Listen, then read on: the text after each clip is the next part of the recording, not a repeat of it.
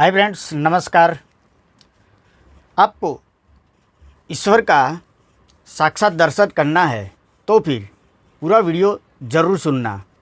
आप ईश्वर को मानते हो लेकिन ईश्वर का कर्मों को आप नहीं मानते हो। आप बोलेंगे कि वो तो ईश्वर है, हम तो इंसान हैं। तो फिर ईश्वर ने धरती पे अवतार क्यों लिया है इंसान बन के? आप इंसान शब्द पे ठिकरा फोड़ते हो। आप मैं भी मंदिर जाते हैं, ईश्वर की प्रार्थना करते हैं, सही बात है, अच्छी बात है, आस्था है।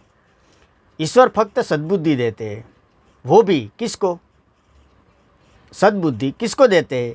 जिसकी नीयत और दिल साफ रहता है। बाकी तो आपका कर्मों ही आपका जीवन हैंडलिंग करता है। ईश्वर का साक्षात दर्शन के लिए मैं जितना बताता हूँ इतना ज़रूर करना। ईश्वर के दर्शन के लिए काफ़ी एग्जाम्पल तो है ही है, लेकिन आपको एक ही एग्जाम्पल देता हूँ। बारिश की सीज़न में बारिश आती है, धमाकेदार बारिश आती है, तो फिर आप खुले मैदान में चले जाओ, साथ में खुला बर्तन लेके जाना। आसमान से बारिश आती है, वो बारिश का पानी खुले बर्तन में भर लेना। फिर एकांत में जाके बर्तन के पानी में नज़र करना, ध्यान धर के पानी को देखना।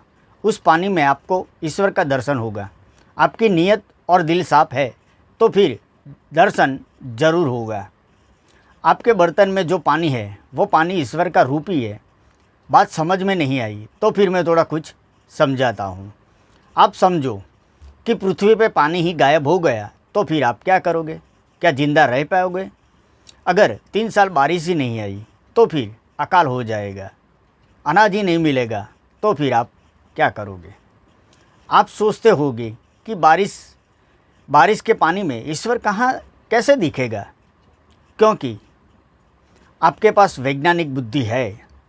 आप सोचोगे कि भाई धरती पे पानी है, समुद्र है, नदी है, तालाब है, फिर सूर्य की गर्मी की वजह से पानी का बाष्पीभवन होके ऊपर आसमान में जाएगा, फिर ऊपर ठंडक होगी यानी सीजन होगी, तो फिर बारिश होगी। इसमें ईश्वर कहाँ से? वैज्ञान ने तो जांच कर ली है, मान लिया, सही बात है। इतना जानते हो तो फिर एग्जाम्पल देता हूँ। गांव में किसान बारिश का क्यों इंतज़ार करता है? समय से नहीं आती बारिश तो फिर ईश्वर को क्यों प्रार्थना करते हैं? विज्ञान है तो फिर विज्ञान हर जगह बारिश क्यों नहीं गिरा देते?